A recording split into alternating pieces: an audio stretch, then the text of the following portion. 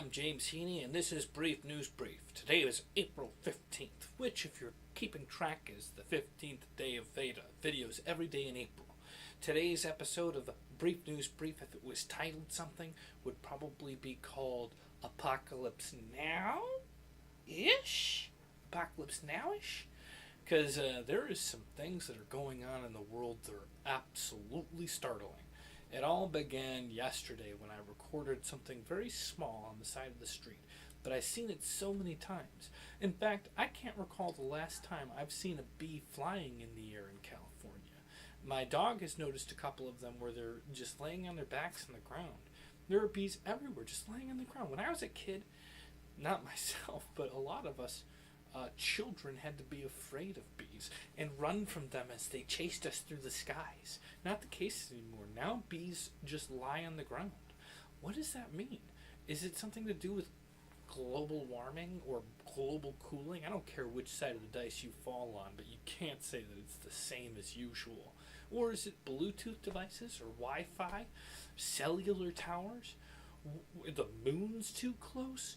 What's going on with the bees? This isn't normal. Now, I'm not an expert of the circle of life or the pyramid chain of food, but I'm pretty sure bees are important to it. You know, like at least sort of important to it. And I don't know exactly how this is all going to turn out, but I'm hoping that the bees can get up and make some honey because I like it. Now, something that's a little different, but still in the whole global warming, and I'm not trying to make a statement, but I think, honestly, if you don't believe in global warming, you are a dummy. A dummy. Sorry, I try to keep it not political, but I can't imagine that that's political. Nonetheless, here we are. This is a chart of the water of Lake Mead. Vegas uses Lake Mead's water to supply the insanity that occurs in Vegas. Have you been to Vegas? When you go to Vegas, you go to the middle of the desert, one of the hottest places on Earth. Not just during global warming, but that's all the time. And they are making it so water is spraying from the ground to the sky. Like, it's not just to the sky. Gotta watch out for my green screen box here. It goes to the sky. And it's every day like that. It's as if it's normal. And I don't know who they think they're fooling, but they are living in sin.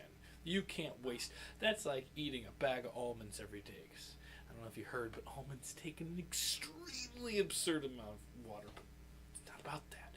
What it's about is Lake Mead. Every year, they're starting off with a record low amount of water and not slowing down. They are draining that lake. I heard that you can walk across Lake Mead right now. It's only ankle deep, and that's going to last us the rest of forever. And one of the things that is happening, for at least in California, is that while we're running out of this water reserves extremely low, the farmers, and I don't know if we can call the people in Vegas farmers, and I don't know if they're doing this, but they're dipping into what we call aquifers, I believe we pronounce it, and it's basically these underwater natural resource wells of water that take centuries to fill, and we've just learned how to tap into it with our straw. Now, in California, the reason that they're going into this water is because they say they're almond trees, which I drink almond milk. I thought I was making a good statement on the world, but apparently I'm an ass. Okay? I've been drinking almond milk, and it is killing the world. But, so what's happening is these almonds take so much water, and people are like, well, stop growing so many almonds. But they say that it's just because right now we're in this big drought, and they don't want their expensive trees to die. So they can't just not water them, or they'll die. And so what's happening is they're going in and they're draining these aquifers that take centuries to fill, and only a couple years to empty out. Once that's gone, there won't be anything else. I mean, we'll have to ship it in from the Great Lake. Maybe we'll get like a big straw to come back over here. It's going to be difficult. So nonetheless, I don't know what Vegas is going to do. I almost feel like it's time to let it go. Like, it's beautiful. It's crazy. It's like, it's insane.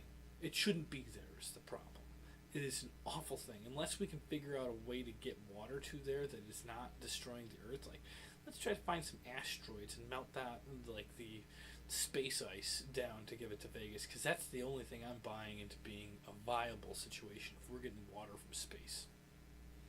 So that was a little bit of me rambling. I like Vegas, but this is unacceptable. What else is unacceptable is, let me pose it like this.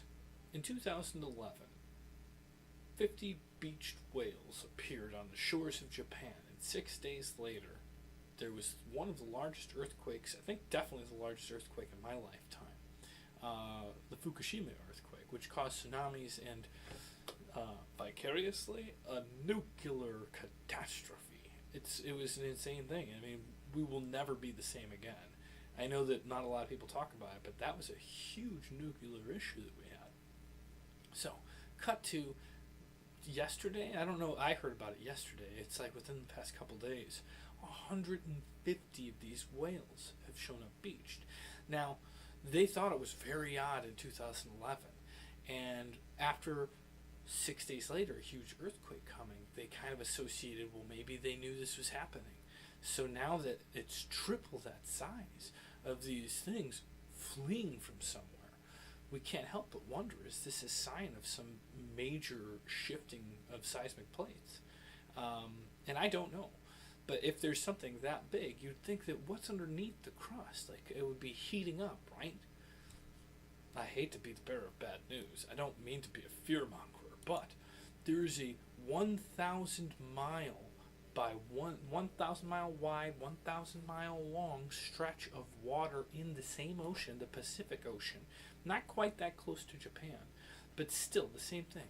It's 1,000 by 1,000 miles of heating up water that has been heating for the past, it seems like, and I'm not a mathematician, but since that Fukushima earthquake, they've expected, the only thing there's several things that are weird about it. First of all, they don't know what's causing it. These are the scientists that probably believe in global warming. They aren't blaming this. They're like, this is weird, because when it's global warming, you will see that there will be different shifts in cooling and things like that, just naturally throughout the seasons. This is not cooling down. It's just getting hotter and hotter. Is there a super volcano growing underneath the Pacific Ocean? I don't know. I mean, it's a huge assumption for me to make with absolutely no scientific evidence to support it. But it seems strange to me that all of a sudden we're wondering, and they're blaming the drought on this. I'm blaming the 150 whales that are beached in Japan perhaps on this. That's something that I'm sure that they will be like, that's way too far away, it simply just would never happen. But I think that there can be a chain of events. Like this could all be related somehow. Hoping it's not. On better news, I did an advertisement this week, and I promised that I would link it. So while they don't know that I'm putting this on here, we're going to say that this week's episode of Breif is sponsored by Redlegg, the smarter solution. If you click here, you'll be able to get yourself a link to the video. No naughty comments. Thanks for tuning in today.